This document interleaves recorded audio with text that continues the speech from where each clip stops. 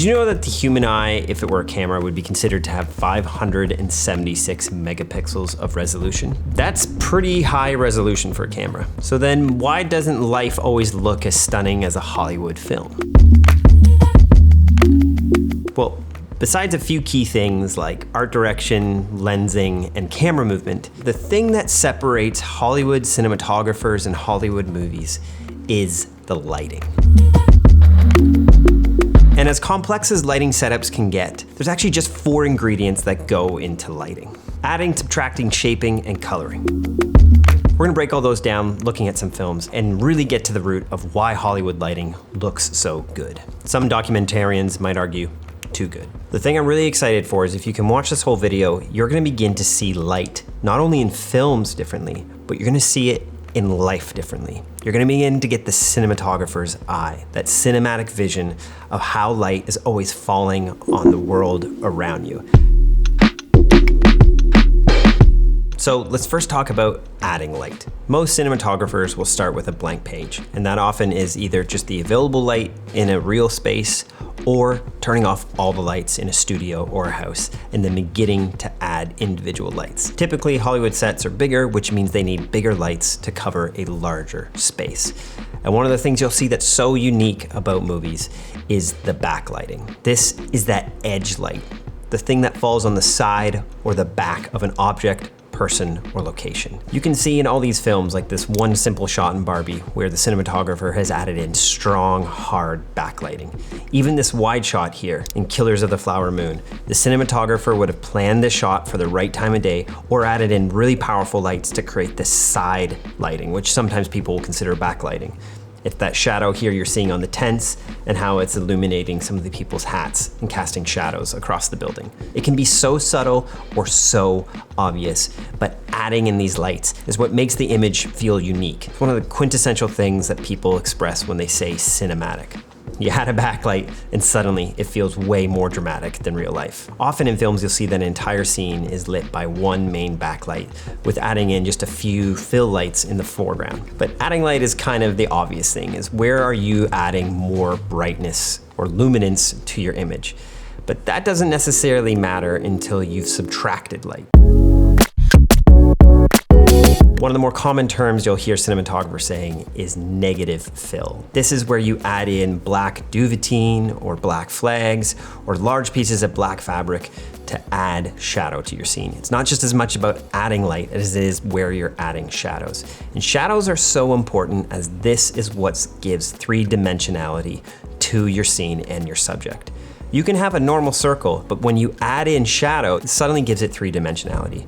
And our eyes are attracted to depth, to texture, and to the perception of volume. You can see this shot here in Killers of the Flower Moon. They would have brought in some sort of negative fill, as we call it, to that side on Leo's face to help create that shadow. It's also the positioning of the light that casts those shadows. They're using the shape of his face, his jawbone, his eyebrows to create pockets of light just even on his face. The lights are set up so intentionally so that you're getting that 3-dimensional shadow on his face. We're recording a cinematography course right now for the Art of Documentary Academy, and the common thing I keep seeing with all the cinematographers is one of the first things they do is set up a ton of negative fill. Huge 8x8 fabrics that are blocking light. They're using these black fabrics to shape the light as much as they are by adding light. When you walk into a room in a normal house or normal office in life, it's always bright. There's no consideration of the shadows. That's what's different with films, is you want to create that depth. You want to draw your eyes to certain areas. So creating pockets of shadows is so important. You'll even see this wide shot here from Dune. You can see how much shadow there is in this room, but you also see these fabrics off here in the corner. This is probably because there's monitors behind there where the director and the cinematographer are watching the image. And they are so concerned about even the spill of light off a TV monitor that they'll black it out. I've noticed this difference between amateur and professional cinematographers is that they're concerned about any light that isn't theirs on set and what it's adding to the image. So usually they want to take it away because they don't have full control of it. And just a quick mention here, a lot of these behind the scenes shots you're seeing in this video are from our new cinematography course that's going to be releasing this September. We've had an incredible group of cinematographers from the industry come in and give their professional insight in how to light and control your films, whether it's documentary, corporate, or even people like Maya Bankovic who have shot huge $10 million episodes for shows like Star Trek.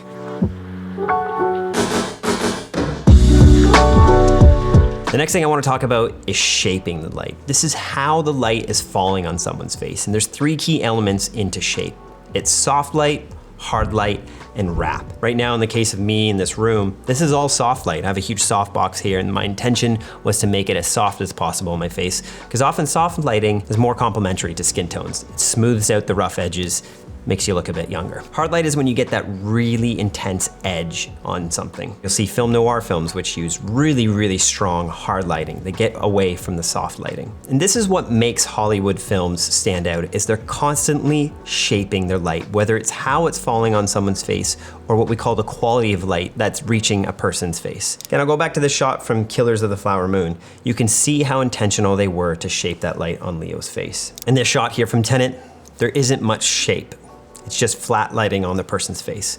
And that might be okay. This might not be the most dramatic part of the film. But depending on the emotion of the scene, if it's more intense, you might see a harder edge light, less soft lighting, and more of a high contrast look to the shape. Or if it's a more intimate scene where you want to draw the viewer into what the person's eyes are doing, you might add softer lighting. Depending on the story you're telling, or perhaps the actor in front of the camera, you may change the quality of light that's reaching. But more often than not, you'll see a cinematographer using a really hard light and then punching it through a few layers of diffusion in order to get that beautiful, soft lighting. Learning how to shape the light, not just in terms of quality, but where the light is positioning, will help you create that three-dimensionality with your shots. Like the shot here in Dune, where they have this diffusion frame above the actors, where even above that, they already have another layer of diffusion likely on their lights. So they're double diffusing the lights. You'll see this even triple sometimes, just to make sure that the light that's finally reaching the actor's face is as soft as possible. You'll see Hollywood sets go to great extent to soften and shape the light, whether it's sending helium balloons or skylights up into the sky that will give this soft ambient glow to a set, or having cranes with huge rigs in studios or outdoors in order to create that shape in the environment and on people's faces. Lastly, I want to talk about color. This is my favorite thing to talk about because it's actually going to change the way you see day-to-day life. Lighting isn't just white. It's not the same color on you. You can even see in this room, I have what we call daylight. This is daylight balance around 6,000 Kelvin. And in the background here with this lamp here, that's about 3,000 Kelvin. And then that's some daylight in there, which is the same white balance as my face. And there's three kind of different types of lights that people will use on set. You have your bicolor light, which is being able to control between tungsten and daylight. Then you also just have single color temperature lights, which could be either daylight or tungsten or somewhere in between. And then finally, you have RGB. This is the full color spectrum. This is where you can add in any sort of color of light with the mixture of using red, green, or blue. And colors have contrast. You'll see opposing colors on the color wheel.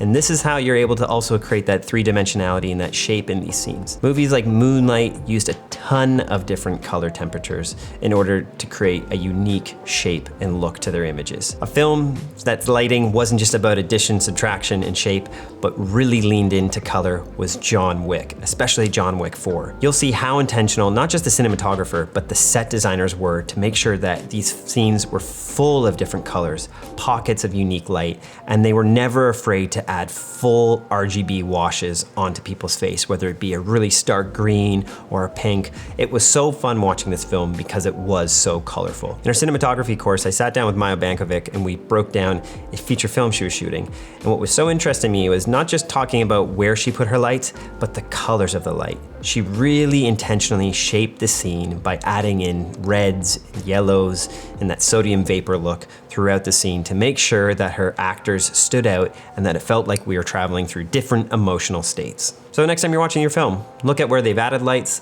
look at where they've subtracted the lighting, look at how they shaped it. Is it harsh lighting on someone's face? Is it soft lighting? And look where they've added colors, and you'll begin to see why it looks different than day-to-day life. Hope you enjoyed this. I never know how to say goodbye. I hate them. But I'll see you in the next one. And if you're interested in that cinematography course, we'll be talking about it a bunch more this summer. Looking forward to releasing that and getting all that incredible information from the amazing cinematographers we've collaborated with. See you in the next one.